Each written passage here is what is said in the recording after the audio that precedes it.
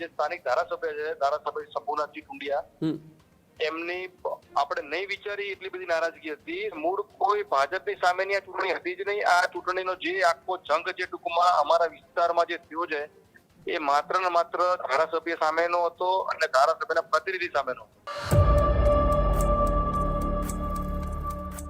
એક કે ત્રણ જગ્યાએ એ લોકો કદાચ મીટિંગ કરી હશે 54 ગામમાં, બાકી કોઈ જગ્યાએ એ લોકો મીટિંગ કરવામાં સફળ નહોતા. એનું મૂળ કારણ એ હતું કે જે પાયાના ભારતીય જનતા પાર્ટીના જે કાર્યકર્તાની આખી જે ફોજ હતી, આખી જે ટીમ હતી, એ આખી જ આખી ટીમ, એ બધી ટીમ તો મને જીતાડવા માટે દિવસ રાત એક કરેલા છે. ભારતીય જનતા પાર્ટી સિવાયની બીજી ઘણી બધી આપણે જે પાર્ટી લડે છે સામે, એ લોકો અમને ઘણી બધું કીધું કે તમે અમારી સાથે જોડાઈ જાઓ અને આપ કહેશો એ પ્રમાણે બધું થઈ જશે. જો પાર્ટીના વિરુદ્ધમાં અમારે જો કોઈ કામ કરવાનું હોય તો અમે કોઈ બીજા પક્ષ સાથે જોડાઈ ગયા હોય. મને ઘણા સુધીનો વિશ્વાસ હતો જે ભાજપ ચૂંટણી ટૂંકમાં નથી લડ્યું અત્યારે, શંભુનાથ બાપુની ટીમ જે ચૂંટણી નથી લડી અત્યારે, એટલી સારી રીતના અમારી આજે આખી ટીમ કેવાય, અમારું નિશાન તો આપણે ખ્યાલ હશે, પાનાનું જે નિશાન હતું, એ પાનાના નિશાન ઉપર ખૂબ સારી રીતે ચૂંટણી લડી. ત્યારે જ ન્યૂઝરૂમ ગુજરાતની યુટ્યુબ ચેનલને સબસ્ક્રાઇબ કરો અને ઇન્સ્ટાગ્રામ અને ફેસબુક પર ફોલો કરો. અપડેટ રહો, સત્યની સાથે રહો.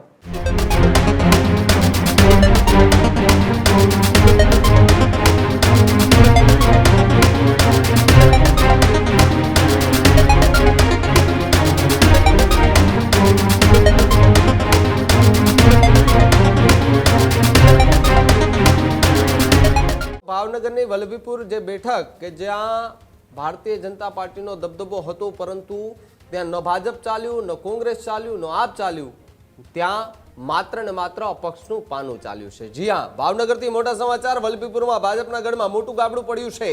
તાલુકા અને જિલ્લા પંચાયત ચૂંટણીમાં પરિણામોએ સૌ લોકોને ચોંકાવ્યા છે. વલ્લભીપુરમાં ઇતિહાસમાં પ્રથમ વખત અપક્ષનો ભવ્ય દબદબો જોવા મળ્યો, જે તાલુકા પંચાયતની કુલ 16 બેઠકોમાં પરિણામો જે છે તેમાં મોટા ફેરફારો જોવા મળી રહ્યા છે. બ્રિજરાજસિંહ ગોહિલની આખી પેનલ અપક્ષ જે છે તે 10 બેઠકો પર વિજય મેળવ્યો. બાકીની જે બેઠક પર છે તેમાં કઠિન સ્પર્ધા પણ જોવા મળી હતી. જિલ્લા પંચાયતની 2 બેઠકો પર પણ અપક્ષનો દબદબો રહ્યો છે, જ્યારે બંને બેઠકો પર બ્રિજરાજસિંહ ગોહિલ અને તેમના પત્ની જે છે તેમની જીત નોંધાઈ છે. સ્થાનિક રાજકારણમાં આ પરિણામને મોટો ઝટકો જે છે તે મનાઈ રહ્યો છે. ભાજપના પરંપરાગત ગઢમાં અચાનક રાજકીય સમીકરણો બદલાતા જોવા મળી રહ્યા છે, ત્યારે અપક્ષ પેનલે પાનાના નિશાન સાથે ચૂંટણી જે છે તે લડી હતી અને 16માંથી 10 જેટલી બેઠકો પોતાના નામે જે છે તે કરી અને સ્પષ્ટ બહુમતી જે છે તે મેળવી હતી. ત્યારે અપક્ષ ઉમેદવાર જે છે તેમણે ત્યાં પોતાનો દબદબો જે છે તે બનાવ્યો છે. ન તો ત્યાં કમળ ચાલ્યું, ન તો ત્યાં પંજો ચાલ્યો, કે ન તો ત્યાં આપવાળાનું જાળું ચાલ્યું, પરંતુ આ બધા ઉપર એક જ વસ્તુ ભારી પડી અને એ છે પાનું. પાનું એટલા માટે ભારી છે કે ત્યાં મોટી સંખ્યામાં જે મતદારો હતા તેમણે બંને ઉમેદવારો જે છે તેમને જીતાડવામાં મહેનત કરી અને અપક્ષ જે છે તે ઉમેદવાર તે ત્યાં જીતીને આવ્યા. એટલે આપણી સાથે વાત કરવા માટે બ્રિજરાજસિંહ ગોહિલ જે છે અપક્ષ ઉમેદવાર તેઓ જોડાયા છે. બ્રિજરાજભાઈ, સ્વાગત છે ન્યૂઝરૂમ પર આપનું. બ્રિજરાજભાઈ, પહેલા તો આપને ખૂબ ખૂબ અભિનંદન કે અપક્ષમાંથી આપ આખી જે એ બેઠક છે તે જીતીને આવ્યા છો અને લોકો જે છે, જેની જનતા છે, મતદારો છે, તેમને તમારા ઉપર એક વિશ્વાસ મૂક્યો છે. પહેલા તો એ જીતની ખુશીને કેવી રીતે જુઓ છો? પહેલા તો ભાઈ આપનો ખૂબ ખૂબ આભાર. અને આ જીત કઈ મારી જીત છે નહીં, આ વલ્લભીપુર તાલુકાના મતદારોની જીત છે અને વલ્લભીપુર તાલુકાની જનતાની જીત છે. મારી કઈ જીત છે નહીં. જે રીતે ત્યાં ત્રિપાંખ્યો જંગ કહી શકાય, ભાજપ, કોંગ્રેસ, આપ તો એમની સામે પણ તમારી ટક્કર હતી. કેવી રીતે મતદારો સુધી પહોંચ્યા? મતદારોને તમે રીઝવવા માટે અથવા તો મતદારો સુધી તમે એક અલગ ઉત્સાહ હતો મતદારોમાં. અને અમારા જે સ્થાનિક ધારાસભ્ય છે, ધારાસભ્ય શંભુનાથજી ટુંડિયા, એમની આપણે નહીં વિચારી એટલી બધી નારાજગી હતી. 3.25 વર્ષ ઉપરનો સમય વિધાનસભાની ચૂંટણી જીતી ગયા પછી એક પણ દિવસ વિસ્તારમાં ક્યારેય દેખાણા નથી. અને જૂના જે આગળના જે ધારાસભ્ય હતા એમને મંજૂર કરવાના જે કામ હતા એનો ખાત મુહૂર્ત સિવાય ક્યાંય અમારા ધારાસભ્ય દેખાણા નથી. 1 નંબરની વાત. બીજા નંબરની વાત, ધારાસભ્ય જે એમના પ્રતિનિધિ તરીકે જેમને મૂકેલા હતા એમનો પોતાનો અસંતોષ વધારે હતો. અને અમારા અત્યારે આ જે ચૂંટણી અમારી આખી લડણી, એમાં ભારતીય જનતા પાર્ટીના જે નિષ્ઠાવાન કાર્યકર્તા જે કહેવાય, જે લોકો 20, 25 વર્ષથી ભાજપમાં ટૂંકમાં જે લોકોએ પાર્ટીમાં દિવસ રાત એક કરીને જેને ભોગ આપ્યો છે, એ લોકો આ ચૂંટણી લડતા હતા અને મૂળ કોઈ ભાજપની સામેની આ ચૂંટણી હતી જ નહીં. આ ચૂંટણીનો જે આખો જંગ જે ટૂંકમાં અમારા વિસ્તારમાં જે થયો છે એ માત્ર ને માત્ર ધારાસભ્ય સામેનો હતો અને ધારાસભ્યના પ્રતિનિધિ સામેનો. તો એ લોકો ત્યાં પ્રચાર પ્રસાર કરવા આવતા હતા તો ત્યાંના લોકો એમને શું કહી રહ્યા હતા, જનતાઓ શું કહી રહી હતી? તમે સોશિયલ મીડિયાના માધ્યમથી આપણે કદાચ જોઈ શકો છો. અત્યારે તો બધું સોશિયલ મીડિયાનું યુગ છે એટલે આપણે ઘણી બધી વસ્તુની ખબર પડશે. પણ મારું એવું માનવું છે ભાઈ કે લગભગ 1 કે 3 જગ્યાએ એ લોકો કદાચ મીટિંગ કરી હશે 54 ગામમાં.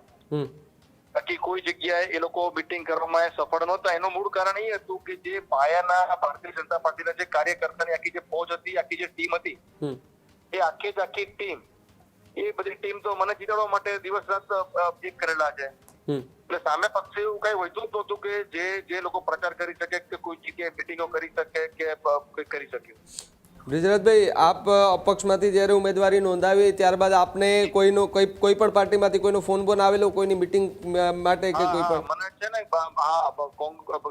ઘણી ટૂંકમાં આપણી ભારતીય જનતા પાર્ટી સિવાયની બીજી ઘણી બધી આપણે જે પાર્ટી લડે છે સામે, એ લોકો અમને ઘણી બધું કીધું કે તમે અમારી સાથે જોડાઈ જાઓ અને આપ કહેશો એ પ્રમાણે બધું થઈ જશે. ત્યારે મેં એ લોકોને વાત કરી હતી કે અમારી આ જે લડાઈ છે એ ભાજપ સામે લડાઈ અમારી બિલકુલ છે જ નહીં. અમારા કાર્યકર્તા જે લડે છે એ ભાજપ સામે થોડી ચૂંટણી લડે છે અત્યારે. નથી અમે ભાજપના કોઈ ઉમેદવારની સામે ચૂંટણી લડતા. અમારી આ જે ચૂંટણી આખી લડાઈ છે એ અમારા વિસ્તારના જે નિષ્ક્રિય ધારાસભ્ય છે એ કોઈ પણ હિસાબે છેલ્લે તો ભાઈ આપ નહીં માનો, ચૂંટણીની જે છેલ્લે વાત તાલુકા પંચાયતની જયારે વાત થઈ ત્યારે એ લોકો તો ચાર તાલુકા પંચાયતની ટિકિટ અમે તમને આપીએ, પણ એક શરતે અમે તમને આપીશું એ ટિકિટ કે તમારે તમારું કાર્યાલય ભાજપનું અલગ ખોલવાનું, તમારે પ્રચાર પણ તમારો અલગ કરવા, તમારે ભાજપની અમારી ટૂંકમાં જે ટીમ છે મૂળ ધારાસભ્યશ્રીની એમની ટીમ સાથે પ્રચારમાં જોડાવાનું પણ નહીં. ત્યારે પછી અમે અમારી જે ટીમ છે જે ભારતીય જનતા પાર્ટી સાથે નિષ્ઠાપૂર્વક વર્ષો જોડાયેલી છે ટીમે અમારે એવું નક્કી કર્યું કે ભાઈ હવે કામ કરો, આ જે બધો વિષય છે એ તો આપણને પાર્ટીમાંથી અત્યારે વગર ચૂંટણી કાઢી નાખવાનો વિષય થઈ ગયો છે અત્યારે. એટલે આપણે અત્યારે નક્કી કરી કે આપણે અપક્ષ દાવેદારી અમારે બધા તાલુકાના જે કાર્યકર્તાઓ છે, જે આગેવાનો છે, એ અમારા બધા ભેગા થઈ અને તમને અપક્ષ દાવેદારી કરાવે. એટલે આ ટૂંકમાં જે અમારું રાજકીય જે યુદ્ધ કહેવાય એની અંદર મુખ્ય જો જે કોઈનો સિંહ પાડો હોય તો ભારતીય જનતા પાર્ટીના જે નારાજ કાર્યકર્તા હતા, નારાજ કાર્યકર્તા એટલે શંભુનાજી બાપુ છે અમારા ધારાસભ્ય, એના વિરુદ્ધના, પાર્ટીના વિરુદ્ધના નહીં. જો પાર્ટીના વિરુદ્ધમાં અમારે જો કોઈ કામ કરવાનું હોય તો અમે કોઈ બીજા પક્ષ સાથે જોડાઈ ગયા હોય. જી આપને એક એ પણ સવાલ છે કે જે રીતે અલગ અલગ પક્ષોમાંથી આપને ફોન પણ આવ્યા છે, લોકો શું કહી રહ્યા હતા? આપ પણ જનતા વચ્ચે ગયા હશો અને ઘણી બધી પાર્ટીઓ, અમારી આખી જે ચૂંટણી છે એ ચૂંટણી એક જ વાત ઉપર લડાણી છે કે આપણે જે મત આપ્યા હતા 2022ની વિધાનસભામાં, એ મત આપણે આદરણીય ધારાસભ્ય શંભુનાથ ટુંડિયાજી બાપુ આપેલા હતા. તો 3.25 વર્ષ જો સમય થઈ ગયો છે, અમારા ધારાસભ્ય એક પણ વખત અમારા ગામમાં ક્યારેય આવ્યા નથી. ચોક્કસ 2-5 લોકો જે તાલુકાની અંદર છે એને મળી અને બારોબાર નીકળી જાય છે. અને એમની સાથે જોડાયેલી જે ટીમ હતી એ લોકોએ ભ્રષ્ટાચાર સિવાય આ તાલુકામાં કોઈ વસ્તુ કરી નથી અને એના બધા ઓડિયો પુરાવા જે ટાઈમે અમે મીડિયા બધા આપેલા છે. હા, એટલે આખી જે નારાજગી હતી ટૂંકમાં એ બધાનું કહેવાનું એક સુર એક અવાજ હતો બધાનો કે આખી જે નારાજગી છે શંભુનાથ બાપુની નારાજગી છે, એના પ્રતિનિધિની નારાજગી આપણે કે કાર્યકર્તાને દબાવવાના, કાર્યકર્તાને ધમકાવવાના, કોઈએ કોઈ સ્ટેટસ નહીં મૂકવાના, કોઈએ ફલાણું નહીં કરવાનું, આવું નહીં કરવાનું. એટલે ટૂંકમાં મેં તમને કીધું એમ કે તમે કોઈને ફોન કરજો તો મતદાનની પેટીમાં જયારે માણસ મત આપવા જશે ત્યારે એને ખબર જ છે શું કરવાનું. એટલે આખી જે ચૂંટણી છે અને પરિણામ સુધી જે પહોંચ્યા અમે એના મૂળમાં તમે જોવા જાઓ તો ભારતીય જનતા પાર્ટી નથી પણ એના ધારાસભ્ય છે. બ્રિજરાજભાઈ, આપને એક છેલ્લો સવાલ છે કે શું હવે રણનીતિ શું આગળની? અમે રણનીતિ માટે હજુ તો અત્યારે જે બધા અમારા ઉમેદવાર જે બધી જગ્યાએથી ટૂંકમાં ઉમેદવાર તરીકે જીતી ગયા છે એ લોકો અત્યારે સૌ પોતાના કામમાં એટલે કે પોતાને નાની મોટું ગામમાં દર્શન કરવા જવા, એકબીજાને મળવું, નાની મોટી બાધા રાખી હોય એકબીજાની.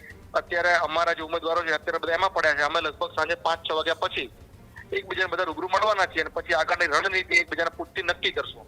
બ્રિજરાજભાઈ, આપને પોતાના પર એક વિશ્વાસ હતો કે તમે અપક્ષમાં ઉમેદવારી કરી છે, સામે પણ એવડા મોટા પક્ષો, ના એટલે સામે પણ એટલા મોટા પક્ષો છે અને તમે અપક્ષમાં ઉમેદવારી કરી છે અને જીતી જશો? મેં એ વખતે જ કીધું હતું કે હું ચૂંટણી લડીશ એટલે હું ચૂંટણી નહીં હું ચૂંટણી જીતવા માટે જ લડીશ. એના મુખ્ય 2 કારણ હતા. એક તો ભારતીય જનતા પાર્ટીના જે ટૂંકમાં પાયાના કાર્યકર્તા જે હતા, જે નારાજ હતા શંભુનાથ બાપુથી, એ આખી જે ફોજ છે એને મારા માટે દિવસ રાત એક કરી નાખ્યા હતા. એટલે મને ઘણા સુધીનો વિશ્વાસ હતો જે ભાજપ ચૂંટણી ટૂંકમાં નથી લડ્યું અત્યારે, સંપૂર્ણ બાપુની ટીમ જે ચૂંટણી નથી લડી અત્યારે, એટલી સારી રીતના અમારી આજે આખી ટીમ કેવાય, અમારું નિશાન તો આપણે ખ્યાલ હશે, પાનાનું જે નિશાન હતું એ પાનાના નિશાન ઉપર ખૂબ સારી રીતે ચૂંટણી લડી, ખૂબ સારી રીતના. જી જી બિલકુલ બિલકુલ. આભાર બ્રિજેશભાઈ જોડાવા બદલ. ખૂબ ખૂબ આભાર ભાઈ શ્રી આપનો, ખૂબ ખૂબ. તો જે રીતે ભાવનગરના વલ્લભીપુરમાં ભારતીય જનતા પાર્ટીના ગઢમાં અપક્ષ ઉમેદવાર છે તેમણે ત્યાં મોટું ગાબડું પાડી દીધું છે અને 10 જેટલી બેઠકો પર અપક્ષ ઉમેદવાર છે તેમણે પોતાનો વિજય મેળવ્યો છે ને પાનું એમનું નિશાન હતું, એટલે કે 3 પક્ષો પર પાનું જે છે તે ભારે પડતું જોવા મળી રહ્યું છે. હજુ સુધી તમે અમારી ચેનલને સબસ્ક્રાઇબ નથી કરી તો અત્યારે જ ન્યૂઝરૂમ ગુજરાતને સબસ્ક્રાઇબ કરો, ફેસબુક અને ઇન્સ્ટાગ્રામ પર ફોલો કરો.